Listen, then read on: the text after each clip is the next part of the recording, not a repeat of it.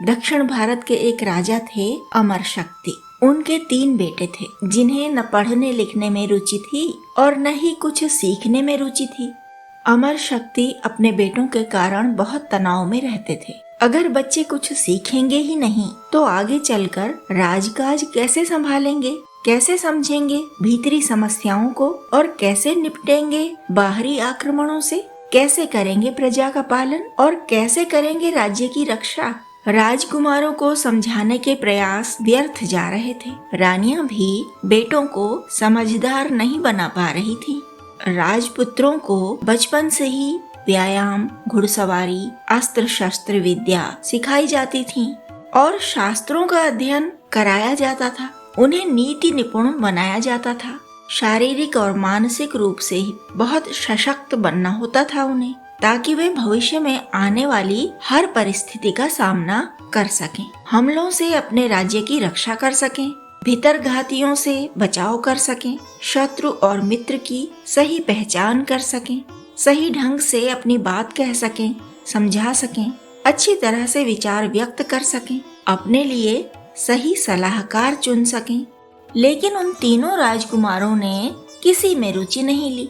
बच्चे नहीं थे राजा अमर शक्ति के बेटे, किशोर हो गए थे और उनके भविष्य को अंधकारमय जानकर माता पिता के प्राण सूखते जा रहे थे।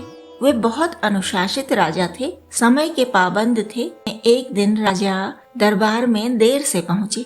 राजा के देर से आने का कारण पूछा दरबारियों ने तो अत्यधिक तनावग्रस्त राजा ने कहा कि कुपुत्र होने से अच्छा है निःसंतान होना। फिर दरबार में राजकुमारों की स्थिति पर चर्चा होने लगी। राजा ने कहा, क्या कोई ऐसा विद्वान होगा जो सभी शास्त्रों का, विद्याओं का ज्ञान रखता हो? शायद ऐसा व्यक्ति ही इन्हें कुछ सिखा सके। एक एक कर हर विद्या के गुरु तो सिखाने में हार चुके हैं। कुछ दरबारियों ने पंडित विष्णु शर्मा का नाम लिया, जो बहुत ज्ञानी थे, राजकुलों के आचार्य रह चुके थे।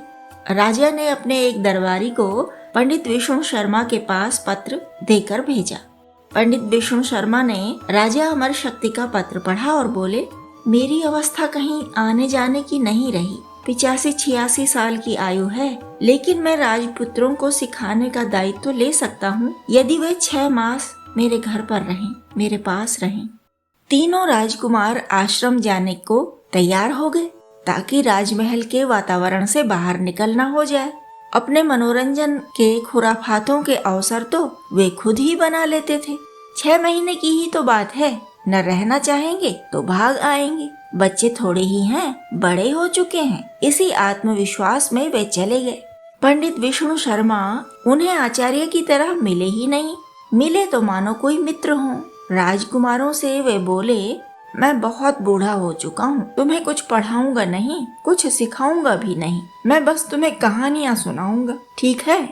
राजकुमारों का मन तो बल्लियों उछलने लगा। अंधा क्या चाहे, 2 आंख। पढ़ना नहीं चाहते राजकुमार और पढ़ाना नहीं चाहते आचार्य, सीखना नहीं चाहते राजकुमार और सिखाना नहीं चाहते आचार्य। ऐसे में राजकुमारों और आचार्य की पक्की दोस्ती कैसे न होती? तो आचार्य सुनाते कहानियाँ। उनकी कहानियों के पशु पक्षियों के भी नाम होते थे।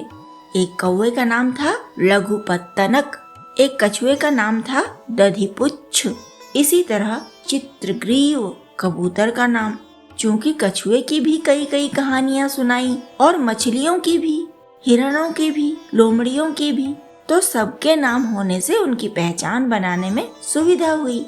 कोई हाथी समझदार है, संवेदनशील है, कोई हाथी उग्र है, मदांध है, तो उनको नाम से पहचानना सरल है। राजकुमार कहानियों से प्रभावित होते चले गए। फिर उनकी तर्क बुद्धि सक्रिय होने लगी। वे प्रश्न पर प्रश्न करते और आचार्य मित्रवत उन्हें उत्तर देते जाते। हर कहानी राजकुमारों के भीतर संभावनाओं और शंकाओं के बीज छिटक देती थी। फिर अंकुर उगते और पंडित विष्णु शर्मा जैसे चतुर आचार्य के द्वारा सींच कर पोषित करके जो फसल 6 महीने में लहलहाई, उसने तीनों ही राजपुत्रों के व्यक्तित्व को पूरी तरह बदल दिया।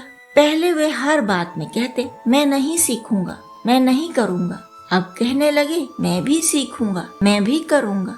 हारना, टूटना, पिछड़ना, बिछड़ना सब कुछ समझने लगे थे वे, और उन्हें इन सब से बचने के लिए तैयार होना था। पंचतंत्र की कहानियां ही वे कहानियां हैं जिन्होंने राजा अमर शक्ति के पुत्रों के नए व्यक्तित्व तैयार किए। ये कहानियां हमें जीना सिखाती हैं। जो कहानियां 2000 साल से दुनिया को प्रभावित कर रही हैं, वे भला राजकुमारों को कैसे न प्रभावित करती।